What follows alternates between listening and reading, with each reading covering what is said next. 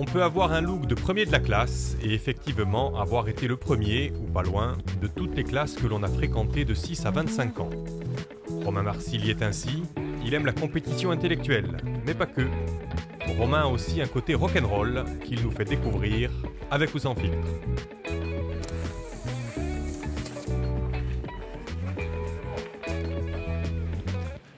C'est par là que ça se passe, Romain. Je vois ça. Bienvenue dans votre vie. Merci. On va la retracer à travers les photos marquantes. Tout à fait. On est où là? Et on est avec qui? Alors là, voici mon père, Luc-Antoine, avec sur la droite de la photo mon grand-père, Romain Marsil, et dont je porte le nom également. Et ils sont alors là, je pense qu'ils sont à Ajaccio. Ah oui, oui, oui, c'est l'ancien maire d'Ajaccio d'ailleurs. Tout à fait, c'est l'ancien maire d'Ajaccio. Charles Ornano. Tout à fait. Effectivement, oui. Là, je pense en revanche que cette photo de mon père a été prise à Pied-d'Oreza. Mon père doit avoir un peu moins de 30 ans, là, entre 20 et 30 ans. Ouais. Ça fait toujours bizarre de voir ses parents à un âge plus jeune qu'on en est soi-même aujourd'hui. Dans quelques années, là, après cette photo, il va rentrer en politique. Lui, la politique, c'est sa grande affaire quand même. Hein. Alors, oui et non. C'est-à-dire que sa grande affaire, c'est avant tout sa famille, s'occuper de nous. Il a été maire, mais aussi quelques années plus tard, conseiller général d'Oreza-les-Agnes. Et donc oui, la politique, c'est une de ses affaires. Mais chef d'affaires, c'est aussi chef d'entreprise. Hein. Oui, il était avant tout, voilà, c'est exactement, il était avant tout chef d'entreprise. La politique, c'était, je ne vais pas dire un hobby, parce que pour moi, la politique, tel que je le vois, c'est plus un sacerdoce qu'un hobby, mais en tout cas, c'était un engagement très fort. Mais son métier, c'était d'être chef d'entreprise. D'accord. Tout à fait. J'ai mis cette photo volontairement parce qu'on voit votre grand-mère et oui. Daria. Je reconnais. Très, très importante, elle, dans votre vie. Daria. Oui, tout à fait. Présentez-la moi, Daria, justement. Elle m'a beaucoup suivi. Elle m'a fait le plus beau cadeau possible. C'est qu'elle m'a appris à lire. Et ça, c'est quand même très important. Et oui, lire, parce que... à écrire aussi en partie. Nous, mon frère, moi-même et puis mes cousins germains, on était à Jeanne d'Arc. Et on a fait de 3 ans jusqu'au bac à Jeanne d'Arc. Ma grand-mère habitait près du théâtre. Elle habite toujours près du théâtre. Et voilà, donc tous les jours, on mangeait. Le soir, en rentrant, c'était chez elle qu'on faisait nos devoirs. Elle nous suivait. Et donc, bien sûr, un rapport très fort. En plus, l'appartement d'à côté, c'était sa sœur, ma grande-tante, Mimi, qui était aussi une femme étonnante. Et donc, oui, c'est beaucoup de temps passé chez elle, beaucoup d'amour transmis. Et puis, je veux dire, ça ne s'est pas arrêté après 18 ans, puisque on continue, bien sûr, c'est rare les jours où je n'ai pas même quelques secondes au téléphone. Alors que vous avez perdu votre grand-père en 1989, effectivement. Tout à fait. Donc, on a bien compris qu'il y a le bain ici. Marsil, intellectuel, politique, hein, vraiment, vous baignez là-dedans. Oui, les livres, on va les retrouver d'ailleurs. Et puis, il y a votre maman, bien là. Évidemment. Votre maman Françoise. Tout à fait. Ricardogne, elle. Françoise Ricardogne. Donc elle, originaire par son père d'Ajaccio, qui est aussi ma ville natale par ailleurs, et par sa mère du centre de la France. Elle a grandi à Paris. Peut-être que j'ai hérité de l'amour de Paris d'elle. Et puis vous avez aussi hérité d'autre chose d'elle, parce qu'elle va faire sa carrière à la CCM, je crois, hein, c'est ça un petit peu, mais surtout elle a en elle une vraie fibre artistique. Oui, hein, tout à fait. C'est le côté vraiment artistique de la famille, en tout cas, et qui est dans vos veines. Ma mère, effectivement, elle sépare surtout par la peinture. Effectivement, et tout à fait. Donc, elle est peintre aujourd'hui. Il y a des expositions, bien sûr, à Ajaccio et un peu aussi en Corse. Et elle est plus avec votre papa. Vos parents ont divorcé. Oui, sûr, il y a longtemps. Il y a longtemps. Tout à fait. Voilà. Donc, et c'est-à-dire ça ne vous a pas trop marqué, je crois, hein, ce divorce. Ça n'a pas été un truc... Bon, ça, c'est de l'intime. Je pense que ça... jamais ça marque pas. En tout cas, moi, je sais que je l'ai très bien vécu. Les choses ont été bien faites, ont été bien gérées. Donc oui, moi, je l'ai bien vécu. C'est vieux, tout ça. Et ça aussi, c'est vieux. Et est-ce que vous l'avez bien vécu pour ça, peut-être, parce que vous avez cette passion? Alors, approchez-vous. Ça, c'est vieux, ça aussi. Alors, cette photo-là, elle a été prise de l'appartement de mes grands-parents à Ajaccio, au Diamant. Et voilà, donc je dois être assez jeune, je dois avoir 3-4 ans. Et puis j'ai un livre à la main. Mais je vois, et là, très important, parce que je vois aussi la photo d'après, là, je lis le journal. Donc peut-être que je dois avoir 7-8 ans.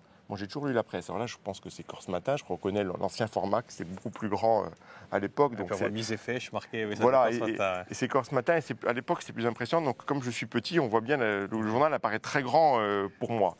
Mais j'ai toujours lu la presse. J'ai toujours, mon père, chaque matin, achetait la plupart des journaux. Donc, effectivement, j'ai toujours été très incité à lire la presse. D'ailleurs, la preuve avec le journal des écoliers, on est en CM2 là. Alors oui. Début des années 90, je pense, là, non plutôt milieu des années 90. Je pense être 95 ou 96. Il faudrait voir par rapport à Jacques Villeneuve. Donc, je pense que Villeneuve a été champion de Formule 1 du monde en 97. Donc, et il en 96. Donc, ça datait de 95 ou 96. Effectivement, et c'est vous qui tenez le journal de l'école, en fait, alors, dès le CM2. Ça, je pense que c'est assez représentatif. C'est-à-dire que j'étais à Jeanne d'Arc, j'étais en classe de CM1, CM2. Je me souviens, l'instituteur s'appelait M. Ferrandi. Et puis, j'avais eu l'idée, j'aimais bien, je voulais écrire, transmettre des informations. Et il avait vu que je faisais ça un peu, pas dans mon coin, mais il m'a dit, ah, mais attends, on va faire ça, on va faire un projet de classe. Et effectivement, pendant quasiment toute une année scolaire, ou en tout cas tout un semestre, on avait fait un journal de l'école, d'actualité, on va dire, généraliste, sportive. Le terrorisme à la une. Voilà, c'est ça que pour Écosse, un fou, tue 16 enfants, une maîtresse. L'actualité a toujours été sombre, hein, on n'a pas attendu le XXIe siècle pour, en même temps, un peu de sport, en même temps le sport, on va y revenir. Bon, il y avait de tout, mais oui, donc...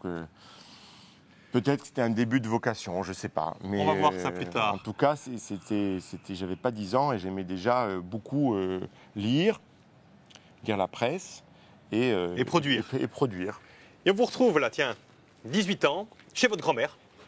Très sérieux, toujours premier de classe. Hein, oui, mais ça, j'aime bien la compétition aussi, donc pas toujours, mais souvent, on va dire.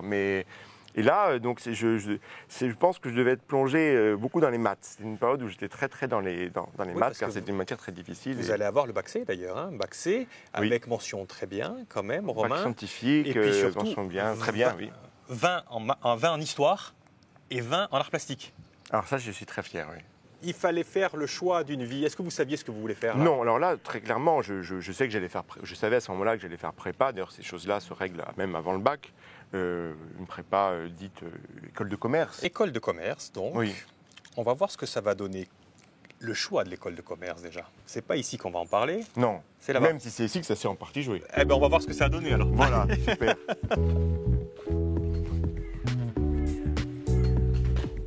Merci.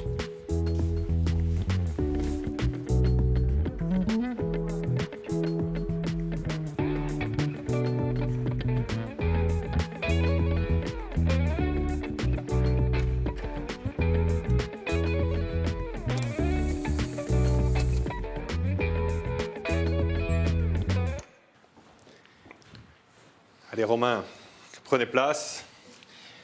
Et donc, on vous retrouve, comme convenu, après la prépa.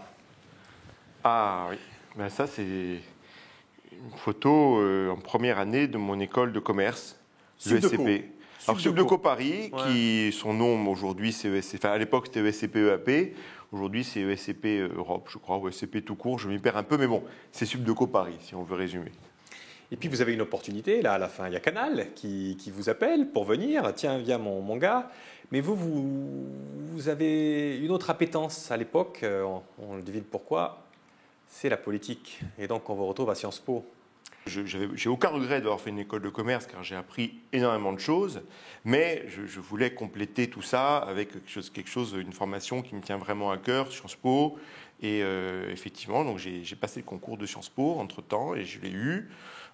J'étais vraiment très heureux de l'avoir et j'ai dit à Canal, on se reparlera plus tard, là je pars faire ma scolarité à Sciences Po et j'ai pu avoir le meilleur des deux mondes en quelque sorte. Et puis Sciences Po d'ailleurs, à la fin de votre cursus Canal, à la fin de votre cursus à Sciences Po, va se remanifester justement à tel point que vous allez rentrer en 2010 je crois comme apprenti, c'est ça ? On est en 2011, c'est l'année qui précédait la présidentielle de 2012 pour travailler aux études qualitatives, quantitatives, en gros comprendre ce que les abonnés, les téléspectateurs aiment dans les émissions, ce qu'ils veulent voir, s'ils aiment tel animateur, comment changer la grille de programme. Donc c'était vraiment très, très éditorial. Je pense que c'est un des meilleurs moyens pour commencer dans le métier, dans les médias. Je pense que c'est vraiment un beau moyen.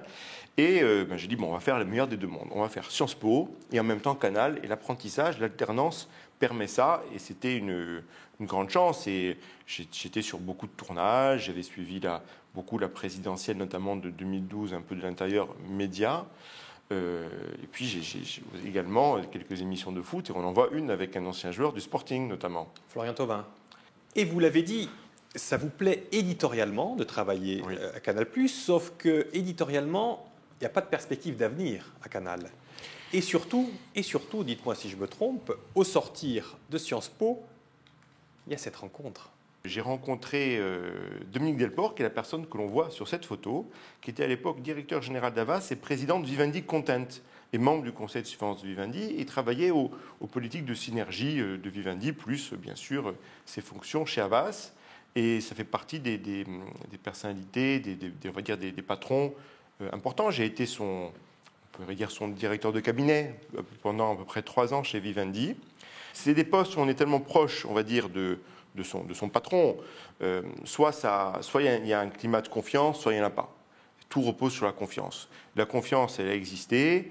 Il m'a fait faire des rencontres très intéressantes parce que dans le groupe Vivendi, on apprend toujours. C'était vraiment 3 années où j'ai vu des grands dirigeants. Bien sûr, Vincent Bolloré, Yannick Bolloré, Maxime Sada, qui est le patron de Canal. De ces gens-là, même si vous ne travaillez pas directement avec eux matin, midi et soir, vous les voyez dans les réunions, et vous voyez leur style, vous voyez leur vision. Et quand on a 30 ans, ce sont des accélérateurs d'expérience énormes, en fait. C'est-à-dire que ça dure 3 ans, mais vous en avez pris 10. Et c'est très bien. Et vous savez vous montrer... Alors là, on vous voit bien sûr, c'est avec Vivendi qu'on vous voit. Alors oui, là, c'était, on lançait une série, puis une application, donc après, ça s'est terminé dans Canal+, qui s'appelait Studio+, et c'était Catherine Amourigno. Peut-être que beaucoup s'en souviennent, parce qu'elle jouait notamment dans l'Enquête Corse. Et dans James Bond. Et dans James Bond Girl. Elle avait fait une très belle série qui s'appelait Deep, dans laquelle c'était un peu le Grand Bleu, mais version féminine. Je résume un peu. Justement, là, vous êtes un peu dans la lumière, mais au contact de Delport, vous allez surtout rester dans l'ombre. Vous êtes un peu son shadow. C'est des postes où il faut être discret, voilà. Mais en même temps, c'est pas des postes où vous avez forcément une visibilité médiatique énorme, même pas du tout. Mais en revanche, vous ferez rencontrer beaucoup de monde. Et surtout, comme vous l'avez dit, sur ce rapport de confiance, eh bien, Dominique Delport, il va lui être nommé dans un nouveau média, directeur d'un nouveau média qui déferle sur l'Europe. C'est le groupe Vice. Qu'est-ce que c'est que Vice ? Alors Vice, c'est un média à l'origine canadien qui parle d'absolument tous les sujets d'actualité, qui a été récompensé par tous les plus grands prix en matière de journalisme et de production, beaucoup de Emmy Awards, à la fois un site web, un média digital, un magazine papier à l'origine, et puis bien évidemment beaucoup de productions vidéo. Et c'est un média que j'aimais bien. Dominique Delport, on a été nommé à la tête au niveau international en 2018. Je ne devais pas forcément le rejoindre, pour être franc. Moi, j'étais assez heureux chez Vivendi, mais quelques temps après, il m'a dit, écoute, viens, moi, je ne peux pas m'occuper de la France, je m'en occupe un peu, bien sûr, c'est un pays important pour Vice, mais j'ai besoin de quelqu'un qui s'y occupe à plein temps, qui m'aide, en qui j'ai confiance, on y revient, et c'est comme ça que je suis arrivé... par étapes à la tête de Vice en France. Exactement. Donc là, nous étions dans nos bureaux, qui étaient à ce moment-là dans le Marais. J'ai fait un peu tous les métiers chez Vice. Puis j'ai été directeur de la chaîne de télévision, mais à la fois générale et éditoriale. Exactement, parce que cette chaîne, à l'époque, quand vous êtes le DG, on peut la voir sur CanalSat. Oui, c'était une chaîne qui avait un accord avec Canal+, exactement. Alors aujourd'hui, ça a changé. On va y arriver. Voilà, à l'époque, justement, ça passe sur Canal+, donc il y a un audimat exceptionnel. Oui, Canal+, c'est surtout l'application MyCanal. On est une chaîne qui s'adresse avant tout quand même au public plutôt jeune. Donc la consommation en live, c'est une consommation qui est significative, mais la plus importante, c'est une consommation en replay sur MyCanal. Et MyCanal, c'est vraiment une très belle app, un très bel outil. Donc, effectivement, c'était vraiment une très belle vitrine. Et puis moi, ça me permettait de garder un lien avec Canal. Exactement. Et à la tête de cette chaîne, on appelle ça une chaîne de toute façon, à la tête de cette chaîne, vous allez notamment produire pas mal d'émissions et de sacrées émissions. La preuve, regardez. Merci. Que voyez-vous dans votre reflet? C'est étrange de se voir comme ça. Moi, je suis pote avec moi-même. C'est quelque chose que je souhaite à tout le monde. Je vois un avenir gros, parce que je suis grosse. À la fin, il y aura une histoire, et le principe, c'est qu'il y ait une histoire, quoi. Je me bats pour dire on ne peut pas renoncer à vivre libre. J'ai découvert, par exemple, aux États-Unis, qu'il y avait des femmes rabbins. Ce que j'ai fait, c'était critiquable peut-être. En tout cas, je me suis mouillé. Super émission, ça. Oui. Oui, c'était un magnifique souvenir. Elle s'appelait Mirror. Elle aurait pu s'appeler un peu avec ou sans filtre, d'ailleurs. Oui. J'espère que vous n'allez pas m'attaquer pour plagiat. Je ne sais pas qui a lancé en premier. Je pense que c'est vous. Je crois que c'est nous. En plus. Oui, je crois. Ouais, Mais on est au mois de janvier-février. Il fait assez froid. On est dans un hangar industriel à Bagneux, dans la banlieue parisienne. C'est de la tôle. On projette les images sur de la tôle. Par terre, pour donner un effet de miroir, justement, on arrose au jet. Et il y a au milieu de ça, un décor totalement nu, donc, un fauteuil, moins joli que celui-là, une chaise de bureau un peu moyenne, dans lequel l'invité arrive et puis regarde. Quand François Hollande, qui donc n'était plus président de la République, puisqu'on a tourné ça en 2021, quand François Hollande arrive, il regarde et dit même Poutine ne traite pas ses opposants comme ça. Donc voilà, et bon, c'est bien, ça détend l'atmosphère. Quand un ancien président de la République le prend comme ça, on est content. Et non, c'était de belles émissions qui permettaient aux invités de parler un peu différemment d'eux. Voilà. Ah, oui. Et puis ça m'a permis de faire des belles rencontres. C'est quand même une chance.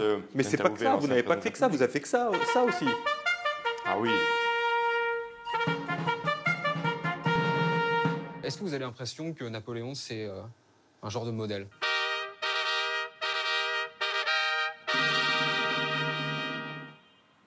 Là aussi. La Corse aussi, vous avez amené un petit peu de Corse chez Vice. Oui. En fait, le parti pris, c'était pourquoi on s'intéresse encore à Napoléon en 2021. Et avec un style à la Vice, c'est-à-dire caméra à l'épaule. Et c'est un beau souvenir, c'était un très beau tournage. C'est des bons souvenirs, ça, parce que vous êtes vraiment dans le contenu, la création de contenu, vous étiez vraiment dans votre élément chez Vice, à tel point que vous avez voulu même aller encore un petit peu plus loin.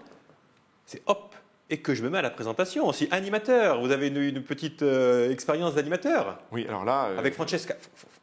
Anna Francesca Leccia. Anna Francesca Leccia, en plus. Tout à fait. Donc, et c'était en plus une des premières émissions. Hein.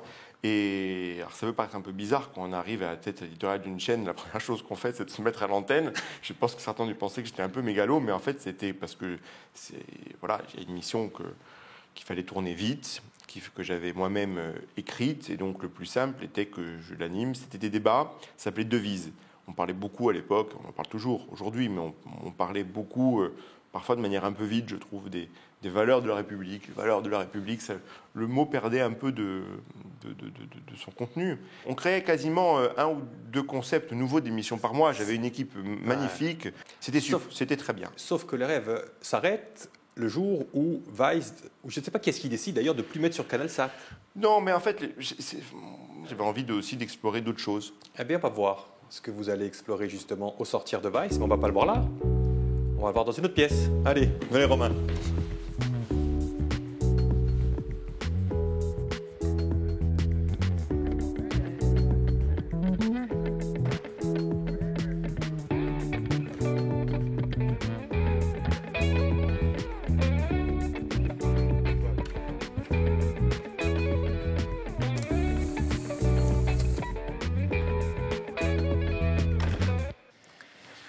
Dernier espace, Romain, l'espace après Vice. Oui, après le vice. Et après le vice, il y a Sciences Po. Vous retournez. Alors j'ai mis votre carte d'enseignant. Voilà, oui. Exactement, oui, enseignant. Avant, après, je suis enseignant depuis 5 ans maintenant. Ça me tient à cœur, c'est mon ancienne école. Je prends plaisir à enseigner, avoir des nouveaux élèves, des nouvelles thématiques. Vous enseignez quoi? Alors c'est une matière qui s'appelle Future of TV. En anglais? En anglais, parce que mes élèves sont tous internationaux. Et on essaie de réfléchir aux évolutions de la télé, à la prospective. En gros, c'est tous les moyens changent aujourd'hui, à l'ère des réseaux sociaux. Qu'est-ce que cela implique sur la manière de raconter les histoires? Oui, c'est vachement intéressant, j'imagine ça. Alors, j'espère que c'est intéressant. Les élèves sont apparemment contents, mais oui, en tout cas, je suis très content d'y enseigner. Sciences Po, et puis il y a ça aussi qui est très intéressant. C'est ça, c'est un podcast que vous avez lancé il y a quelques mois maintenant, qui fonctionne bien d'ailleurs. Hein, Oui, il fonctionne très bien, enfin, on va pas faire tous modestie, il fonctionne très bien. C'est un podcast d'analyse d'actualité politique et géopolitique que j'ai lancé avec mon ami Jérémy Gallon, qui est un très bon ami depuis plus de 10 ans. Qui est diplomate de formation. C'est un beau podcast, un beau projet. Il faut continuer ça. On prend du plaisir à le faire et on a une certaine audience, donc il n'y a pas de raison. Puis c'est aussi le moyen de mettre quelques idées qui nous sont chères dans le débat public. On parle d'idées. Il y a ça, moi, que j'ai découvert, que je trouve génial. C'est votre futur. Ah oui, alors c'est deux choses différentes là. Oui. Alors oui. Aspen Institute, ça c'est un think tank en fait, hein, c'est ça? C'est un think tank international qui a été fondé aux États-Unis et qui chaque année, depuis longtemps, on va dire, discerne quelques profils, moins de 40 ans, du monde politique, médias, militaire.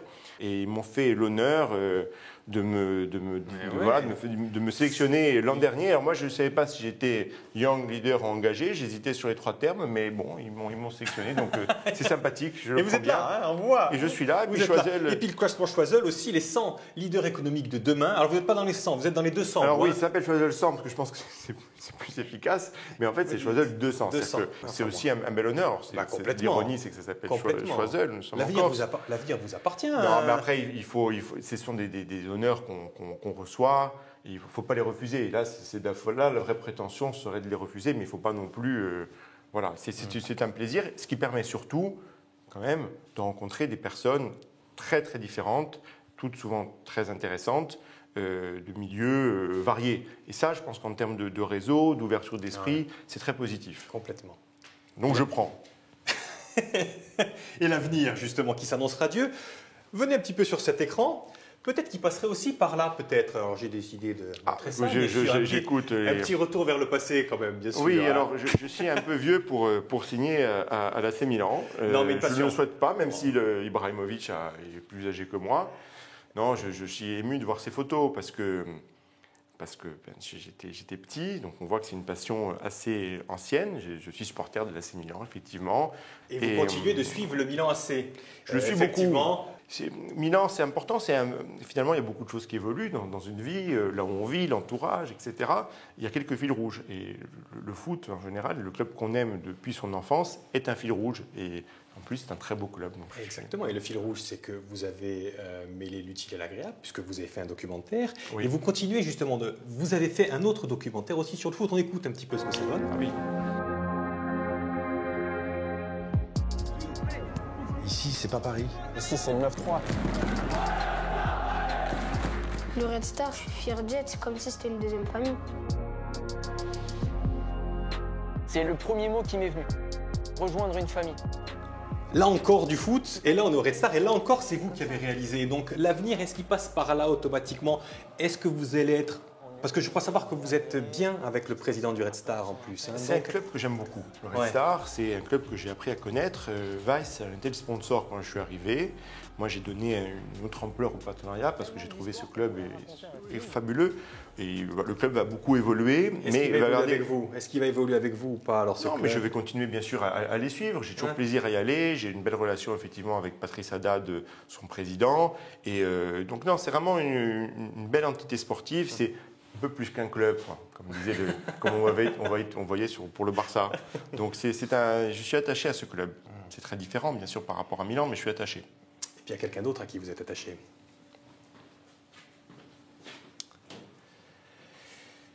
Oui, c'est elle. Oui, là, c'est un vrai attachement, maintenant concrétisé par les liens du mariage. Donc, tout à fait. C'est votre fiancée? C'est ma femme. C'est Metz, c'est plus que votre fiancée.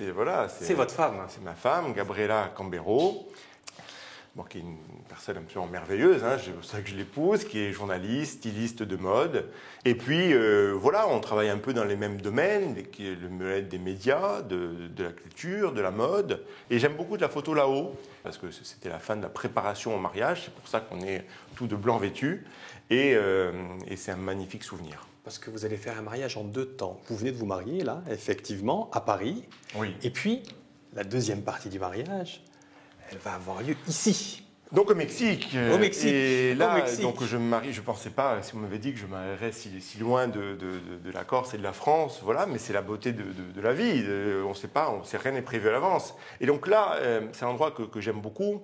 On a une machette à la main, mais voilà, nous sommes des gens très pacifiques. Nous sommes dans des champs d'agaves. Et c'est les champs d'agaves du père de Gabriela. Et pourquoi on cultive les agaves? Parce que c'est ce qui sert à fabriquer la tequila. Et le mezcal aussi, mais là en l'occurrence c'est la tequila. Tequila est une boisson bien sûr bien connue, mais c'est aussi une appellation d'origine protégée, locale. Et effectivement, c'est la région lointaine de Tequila. Là, dans l'état de Nayarit, dans lequel nous sommes. C'est chez Gabi et c'est très beau, très vert. Parce que là, on va dire, vous quittez le plateau et vous prenez l'avion et vous partez vous marier au Mexique. Donc oui. là, dans 24 heures, vous êtes là-bas. Tout à fait. Vous êtes là-bas pour combien de temps?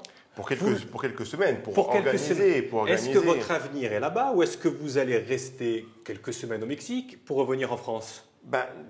On ne peut jamais savoir de quoi l'avenir sera fait, mais Gabriela est journaliste de mode, et en tant que journaliste de mode, Paris, c'est un peu la Mecque, hein, faut le dire. Nous sommes très attachés à Paris. Je pense que pour l'instant, pour quelque temps, l'avenir est ici, mais on ne sait jamais ce qui peut se passer, surtout en Europe, par les temps qui courent. Donc, le Mexique est une excellente position de repli, et j'inviterai tout le monde qui me connaît, qui un jour, s'il y a des problèmes en Europe, à se replier au Mexique, parce qu'il y a beaucoup de choses à construire là-bas aussi, si vous le dites. Bon, ça a été un plaisir. C'était un plaisir partagé. Allez, venez, on fait le petit geste avant de finir. Vous savez. Très bien. Oui. Comme tout bon producteur, vous connaissez les émissions. Merci infiniment. Merci. Vraie belle découverte.